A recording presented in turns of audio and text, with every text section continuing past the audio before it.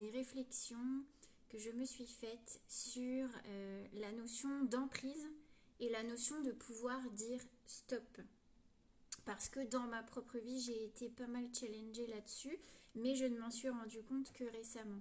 Je me suis interrogée sur cette notion d'emprise, de comment je réagissais à l'approche, par exemple, d'une personne qui voudrait, que je ressentirais comme voulant prendre de l'ascendant sur moi. Et c'est vraiment ce geste-là qu'on ressent quand il y a emprise ou quand il y a une volonté de, de, de prendre le pouvoir sur l'autre. Mais avant tout, la notion d'emprise et de pouvoir dire non, elle part de soi. C'est-à-dire que l'emprise, ça peut être soi-même. On donne le pouvoir à quelqu'un de nous dominer. Et peut-être que cette personne n'a même pas dans l'idée de nous dominer, mais nous, on se met dans une position où on donne ce pouvoir pour différentes raisons. On peut inconsciemment, bien sûr, ce sont des phénomènes souvent inconscients, donner ce pouvoir à l'autre parce qu'on ne se sent pas sûr de soi, parce qu'on a des peurs, on se dit que l'autre sait mieux, que l'autre va faire mieux, que l'autre est plus compétent, que l'autre est plus ceci, plus cela.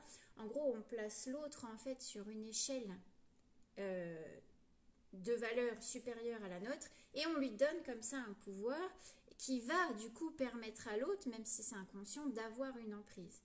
Ça, c'est le cas où l'autre est même pas conscient que vous lui avez donné ce pouvoir. Et puis, il y a le cas, bien sûr, où une personne en conscience veut prendre l'emprise sur vous et vous dominer.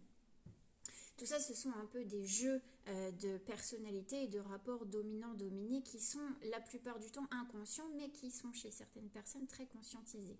Et donc ce matin, je me posais cette question pour moi-même, pourquoi j'ai certaines réactions face à certains comportements dans des situations où on va vouloir, où j'ai l'impression, parce qu'il faut revenir à sa responsabilité, qu'on va vouloir prendre un ascendant sur moi, eh bien, je me suis dit pourquoi j'ai toujours eu ce truc de m'enfuir, de me protéger, et j'avais des réactions émotionnelles ou physiques très intenses quand je prenais cette décision de m'enfuir parce que non, il n'était pas question qu'on prenne l'ascendant sur moi.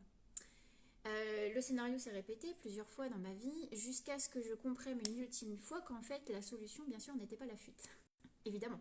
C'est un comportement qui permet de se mettre en sécurité, la fuite, mais ce n'est pas un comportement qui va en fait changer radicalement la situation.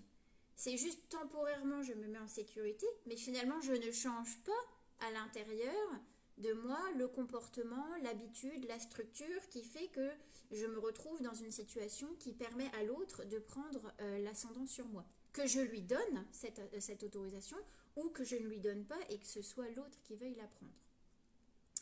Et donc dans ma vie, ce petit truc-là, ou ce gros truc-là, s'est répété plusieurs fois avec cette réaction de mon côté, de me préserver bien sûr, et de fuir.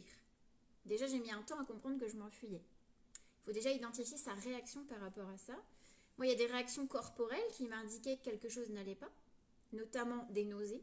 Donc c'est clair, ce truc me donne envie de vomir. Voilà, donc ça c'est radical comme information. Cette situation, cette relation me donne envie de vomir. Premier indicateur, le corps, qui sait extrêmement bien nous faire part de ce qui ne va pas. Deuxième chose, réaction de survie, de défense, de mon côté, la fuite. Et donc, comment sortir de ça? Parce que je me suis dit, bah, si le truc se répète, c'est qu'il y a forcément un apprentissage qui n'a pas été compris. Et surtout, un positionnement qui n'a pas été compris. Et donc, le positionnement, c'est quoi?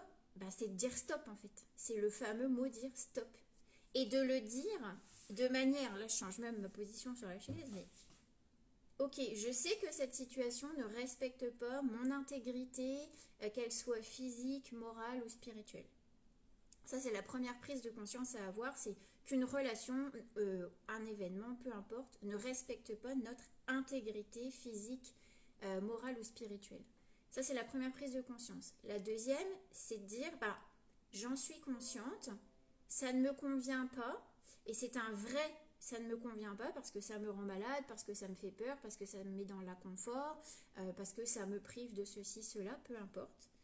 Et c'est de se dire, ben, il faut pouvoir finalement, quand on le peut, il y a des situations extrêmes où la fuite finalement n'est que la seule réponse de survie, notamment dans le cadre d'une survie physique bien sûr.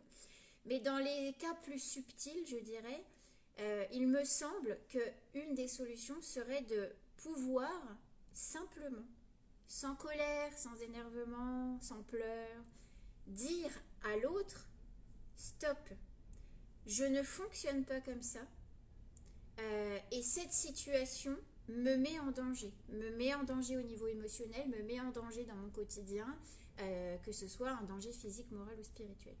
C'est de dire stop. Et dire stop, ça permet de faire quoi?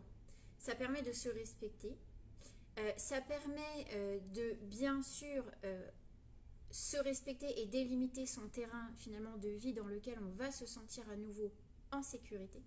Parce que c'est souvent une mise en insécurité qui vient nous dire qu'il y a un problème. Et c'est offrir à l'autre, c'est surtout ça qu'on ne voit pas, je crois, dans ce genre de situation. C'est ce que je rencontre aussi dans les accompagnements que je fais avec d'autres femmes. C'est le cadeau que l'on peut faire à l'autre en lui disant stop. Parce que souvent, on s'interdit aussi de dire stop à une personne parce qu'on a peur de la blesser, parce qu'on a peur qu'elle réagisse mal, bien sûr, parce qu'on a peur soi-même d'être jugé, d'être puni. Il y a tout un ensemble de réactions qui viennent peut-être de l'éducation, mais peu importe, on s'en fout. Il y a tout un ensemble de croyances qui se met en place. Si je dis stop, si je dis non, voilà ce que je risque. Souvent, il y a une réaction de voilà ce que je risque. Et c'est pour ça qu'on ne dit pas stop d'ailleurs, sinon on ne le ferait pas, on le dirait. Quand on a conscience de tout ce qu'on risque, mais en fait, est-ce que ce sont des risques réels? On ne sait pas. On pourrait prendre conscience de l'opportunité que l'on offre à l'autre qui nous met dans cette situation ou que l'on a laissé nous mettre dans cette situation quand on reprend sa responsabilité. Eh bien, ce cadeau de dire stop à l'autre, c'est lui offrir la possibilité, c'est un présent qu'on peut lui faire pour lui montrer, regarde, toi tu fonctionnes comme ça, mais moi je ne fonctionne pas comme ça. Je suis différente. J'ai certains fonctionnements, un rythme qui m'est propre et que si je ne le respecte pas, eh bien moi je deviens défaillante. Si je respecte mon rythme, je ne deviens plus défaillante. Si je respecte ceci, cela. Je te montre que je suis une personne différente de toi, mais ça ne veut pas dire qu'on ne peut pas fonctionner ensemble. Cela veut simplement dire que chacun a à respecter le rythme de l'autre, sans non plus camper chacun sur ses positions, parce que là, il n'y a jamais de territoire de réconciliation, bien sûr. Si on dit « moi, je suis comme ça, toi, tu es comme ça », il n'y a aucun terrain d'entente. C'est toute la complexité des relations humaines. Mais pouvoir le dire à l'autre, pouvoir dire « stop », c'est lui offrir la possibilité d'ouvrir son cœur, en fait, en face. Parce que si l'autre voit qu'il a eu ce comportement d'emprise, qu'il y a eu une domination possible, qu'elle soit consciente ou inconsciente, qu'il a voulu imposer un rythme, une manière de faire, voire bon, dans certains cas des choses peut-être pires, mais c'est lui montrer que non, tout le monde n'est pas comme lui, tout le monde n'a pas non plus à se soumettre à lui s'il était dans une position de dominant, et quelque part, la personne en face va avoir deux choix. Soit elle campe sur ses positions et elle referme la porte que vous aviez ouverte en lui montrant quelque part que vous ne fonctionniez pas comme lui. Donc la personne referme la porte que vous aviez ouverte en lui offrant ce cadeau de lui dire stop.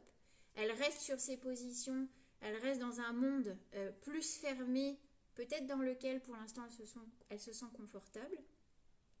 Ou alors elle choisit de prendre ce cadeau, de garder donc la porte ouverte, ce cadeau que vous lui avez fait, quelque part ça ouvre une porte dans le cœur, et de se dire, mince, effectivement, tout le monde n'est pas pareil, et il y a d'autres modes de fonctionnement possibles. Mais cette opportunité que vous donnez à l'autre en lui disant stop et non, il n'importe qu'à cet autre de la saisir ou de ne pas la saisir. En ça, vous n'êtes pas responsable. Là où vous êtes responsable, si vous vivez ces situations d'emprise en étant moins fort que l'emprise, mais de laisser comme ça des gens prendre le dessus sur vous, et bien si vous vivez ça, votre responsabilité, envers vous-même, bien sûr, en premier lieu, c'est de pouvoir dire ce stop parce que c'est un cadeau pour vous et pour l'autre. Dans tous les cas, c'est toujours un cadeau. Une fois que vous êtes autorisé à faire ce cadeau, à vous faire ce cadeau, à le faire à l'autre, ce qui en découle ne vous appartient plus. Ça, c'est... En fait, vous rendez à ce moment-là, quelque part, tout ce que vous aviez autorisé l'autre à prendre sur vous. Vous lui rendez. Je te rends toutes ces connexions que tu as sur moi, toutes ces prises, tout ce pouvoir que je t'ai donné. Ben, en fait, je te rends tout ça, tu n'en as plus. Mais par contre, tu fais ce que tu veux désormais. Et cette faculté à pouvoir dire stop, à pouvoir dire non, attention, ce n'est pas un non égoïste parce que évidemment, on nous apprend beaucoup en développement personnel. Dis non, affirme-toi. Et donc, quelquefois, je ressens que tout ce mouvement va dans un sens de ah bah oui, mais moi je suis une femme, je fais ce que je veux, et puis je vis comme je veux, comme je l'entends, au rythme que je veux, et puis les autres ils doivent suivre. Ça, c'est pas le bon, à mon avis, chemin à prendre pour apprendre à se positionner. Et cette découverte de quelle est la juste position à prendre dans sa vie, moi, ce qui m'a aidé à vraiment comprendre ces petits mécanismes très fins de c'est quoi dire non, à quel moment c'est égoïste, à quel moment c'est un non qui respecte mon intégrité, je le comprends subtilement au travers des constellations, symboliques, familiales, peu importe. Ce phénomène des constellations, il vient en permanence nous demander de où est ta place, ta juste place. Pas la place où tu dis non parce que tu fais ta princesse, ou que tu fais ta reine, ou que tu fais ton roi, ou que tu fais ton prince, bien sûr, ça concerne les hommes et les femmes, hein.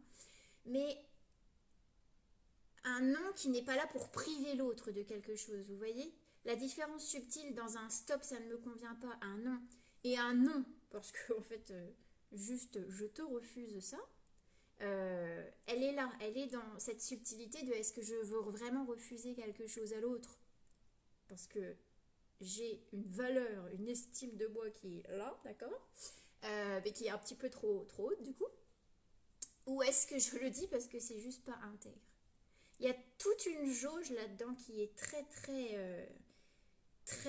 délicate, très subtile, qui n'est pas toujours évidente, bien sûr, à ressentir, parce que sinon on n'aurait pas autant de difficultés de communication dans nos relations, que ce soit au travail, que ce soit dans la vie privée, la vie personnelle, peu importe, même dans la vie parentale.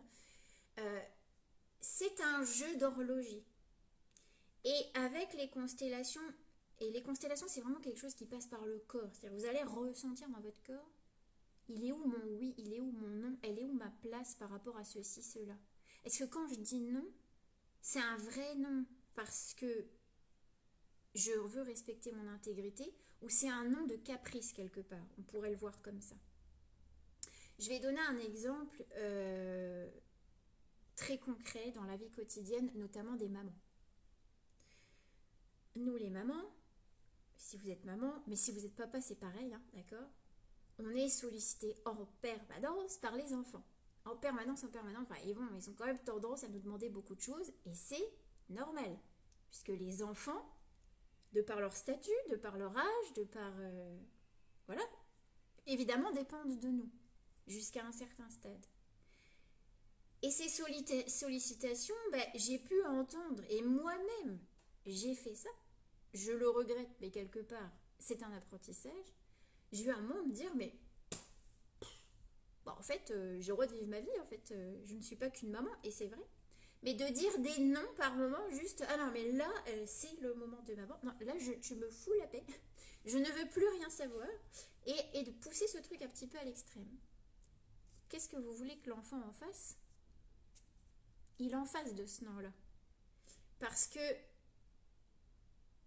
c'est un non qui peut être, quand il a un peu trop tiré, et c'est ce courant de développement personnel nous a poussé, je trouve, on nous dit revenez à vous, préoccupez-vous de vous, et ça nous a rendu quelque part égoïstes. Je fais ce constat après plusieurs années. Le développement personnel, si tu te développes tout seul quelque part, et tu en oublies parfois de prendre en considération que non, t'es pas tout seul et que tu as des responsabilités dans cette vie et que oui, tu es en relation en permanence avec des autres êtres humains et que tu as à te préoccuper, à t'occuper de ces autres êtres humains, quelquefois oui, en mettant de côté ton confort personnel, tes petits désirs, tes petits caprices. Et je trouve que la position de parent, elle nous apprend ça énormément. C'est-à-dire que moi je vis cette situation notamment le soir où le soir je suis très fatiguée et quand ma fille n'arrive pas à dormir, qu'elle vient me rechercher une fois, deux fois, trois fois, au bout d'un moment, stop parce que je n'y arrive plus. Et le meilleur compromis que j'ai pu trouver, c'est de lui dire, écoute, on va faire un compromis. Donc je ne lui refuse plus, débrouille-toi, endors-toi, je ne peux plus gérer cette journée. Je lui dis, laisse-moi, je prends quelques minutes seule. Comme ça, moi, maman, je me ressource. Je retrouve mon calme, comme ça, je peux t'aider à t'endormir, mais calmement. Et je ne suis pas stressée parce qu'en fait, j'ai envie de faire autre chose. Parce que, bah oui, en tant qu'adulte, j'ai quand même d'autres choses à faire. Mais laisse-moi, voilà, je prends une petite pause, 5 minutes, 10 minutes. Quand je sens que dans moi, je suis calme, et je lui explique ça, hein, je reviens. Et là, je t'aide, je te donne mon temps, je t'aide à t'endormir. Il n'y a pas de souci, mais j'ai besoin de retrouver mon calme. Et j'ai trouvé que c'était un super deal pour dire, pas dire un non et je te refuse quelque chose, parce que là, c'est le moment de maman, tu vois, la reine. Non, non, c'est tu es mon enfant, bien évidemment que je suis aussi à ton service. Ça peut faire bondir certaines personnes, mais on a la responsabilité d'une vie qu'on a mis au monde quand même. Faut pas oublier, on n'a pas acheté un meuble Ikea. On a mis au monde une vie qui se construit, notamment les premières années, surtout grâce à nous. Donc, autant faire en sorte que ces enfants se sentent en confiance. Moi, ma fille est vraiment un modèle pour moi et j'ai envie d'être un modèle pour elle. C'est-à-dire, c'est vraiment une relation de miroir à miroir. Et quand je vois que je ne gère pas certaines situations, je me dis, mince, quel modèle je suis. Parce que les enfants reproduisent, bien évidemment, ce qu'ils voient. Ils ne reproduisent pas ce qu'ils entendent, ils reproduisent ce qu'ils vont voir dans votre comportement. Et si je reviens au début de cette vidéo où je parle de dire stop, je me suis dit, après plusieurs répétitions de schéma de mon côté, où j'avais donné le pouvoir à d'autres personnes de prendre de l'ascendant sur moi, ou alors au moment où je me rendais compte que je faisais ça, ben, je m'enfuyais en courant, pour justement pas le faire, je me suis dit, attends, réfléchis maintenant, prends de la hauteur, regarde la femme que tu es, regarde la femme que tu veux être en modèle pour ton enfant. Qu'aimerais-tu que ta fille fasse dans cette situation? Je me suis posé cette question, pourtant elle est petite, hein. Mais t'aimerais bien qu'elle réagisse comment, elle? Je me suis dit, mais j'ai pas envie qu'elle s'enfuit. J'ai envie qu'elle sache dire stop. En fait, ça ne me convient pas. Et pour me respecter, juste ça ne me convient pas.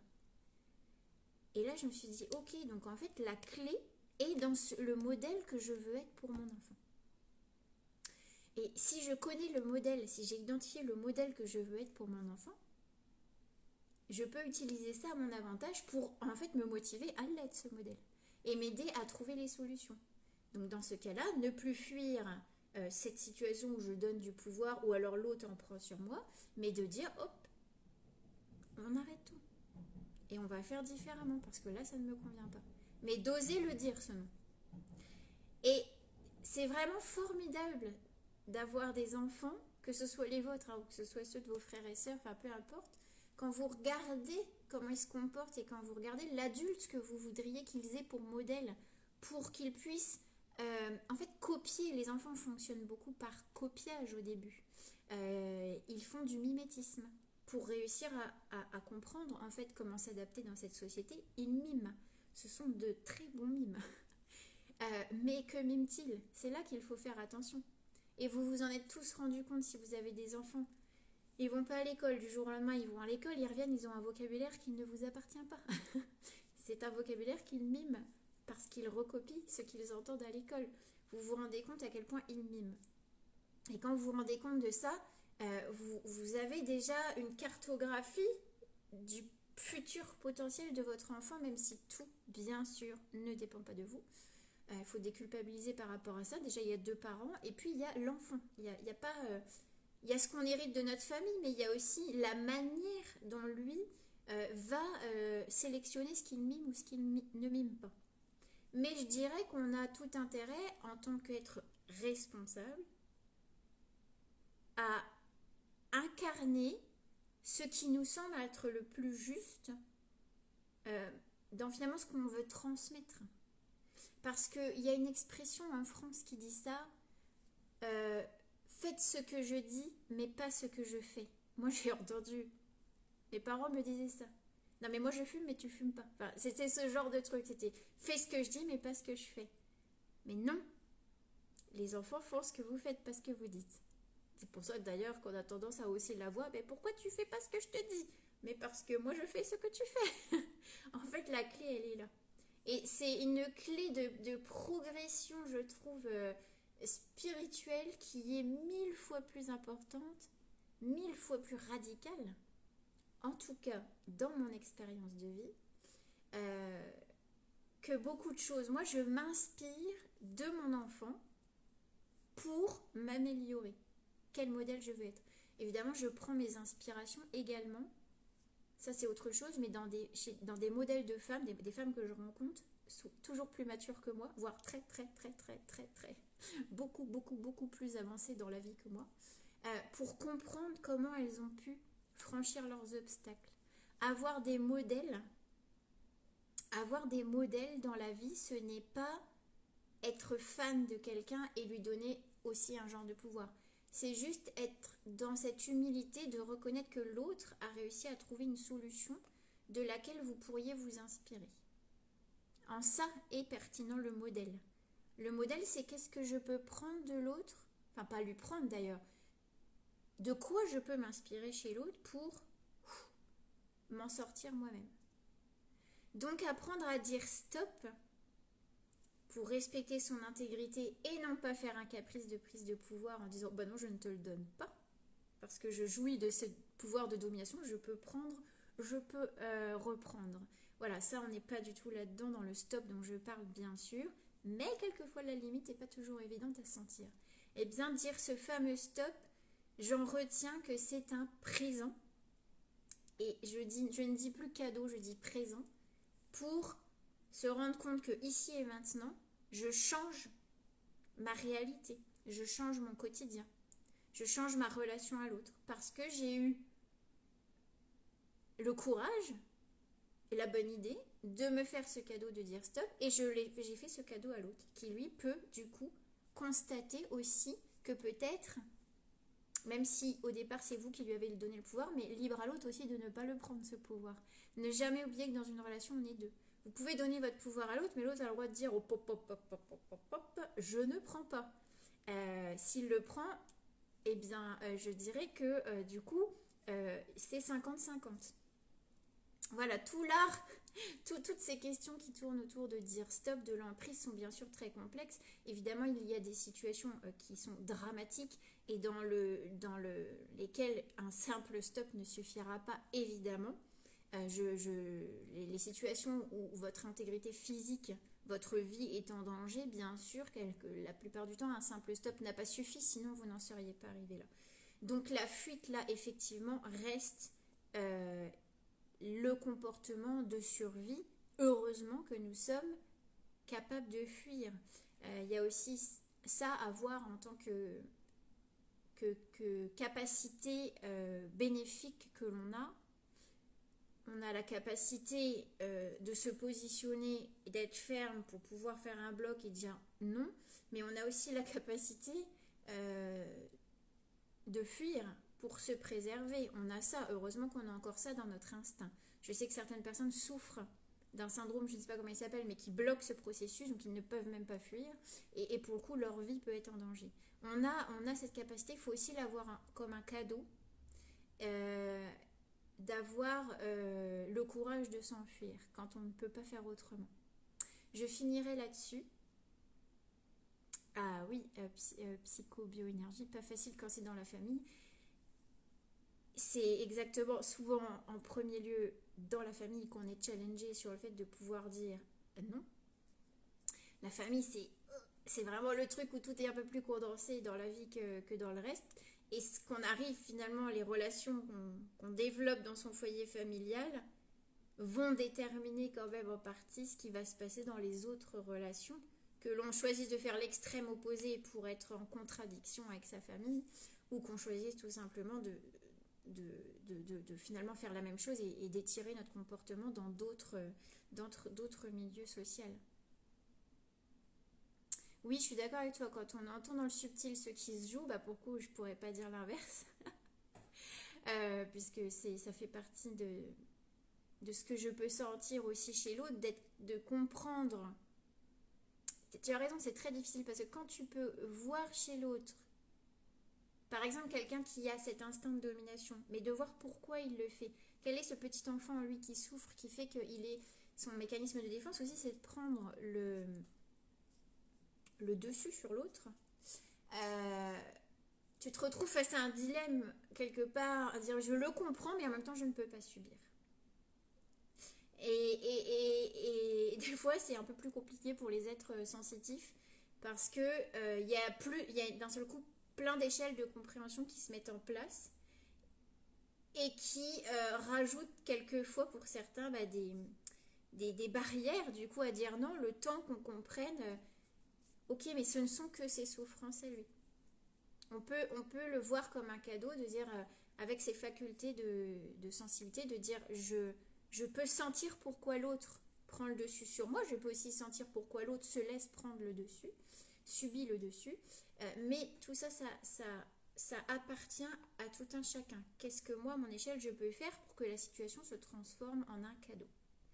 Pour moi, c'est ça j'ai vraiment toujours à cœur de ramener les gens à leur degré de responsabilité dans toutes les situations, même les pires.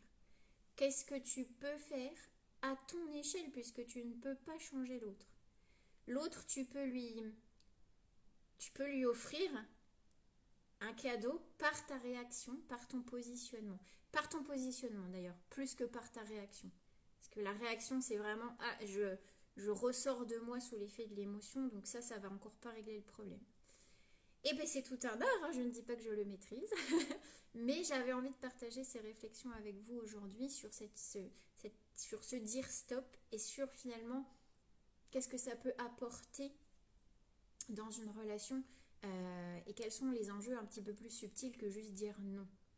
Et pour finir, j'espère sincèrement que l'ère du développement personnel se finit parce que il y a eu trop d'injonctions, trop de regarde de toi, occupe-toi de toi, regarde ton nombril, comment il fonctionne. Et on est tout le contexte, hein, que ce soit juste comme on vit aujourd'hui à le contexte mondial, nous invite à un développement transpersonnel. C'est-à-dire on arrête de ressasser ces petits trucs, il m'a fait ci, elle m'a fait ça, je regrette d'avoir fait ci, je regrette d'avoir fait ça. C'est pas facile, ça j'en suis consciente. Mais l'enjeu, il est tellement au-dessus de nous que le développement transpersonnel, c'est vraiment cette notion de comment je m'améliore, comment je deviens un être plus juste pour être au service de tout cet environnement dans lequel je vis. Et si chacun fait ça, il le fait avec cette notion de s'améliorer pour le bien-être commun. Et pas juste pour sa pomme. Voilà, je vous laisserai là-dessus. Merci à ceux qui ont rejoint le live. Je téléchargerai cette vidéo, je la mettrai également sur YouTube, comme toutes les vidéos. Si vous avez envie, si vous la voyez en replay, n'hésitez pas à liker, à partager si vous avez envie, et à commenter, bien sûr, avec votre propre position. Oui, il y a plein de techniques de toute façon. Toutes nos techniques d'accompagnement se rejoignent dans un même but, que ce soit l'hypnose, que ce soit les constellations, que ce soit la kinésiologie, que ce soit toute discipline qui nous invite à reprendre conscience de comment on fonctionne en fait. Tout ça, ça œuvre dans le même but. Ce sont des outils différents parce que selon les personnes, il y a besoin d'approches différentes. Mais on vise tous le même job, le même but, je l'espère. Je vous souhaite une très belle journée, mes abeilles. Bzz.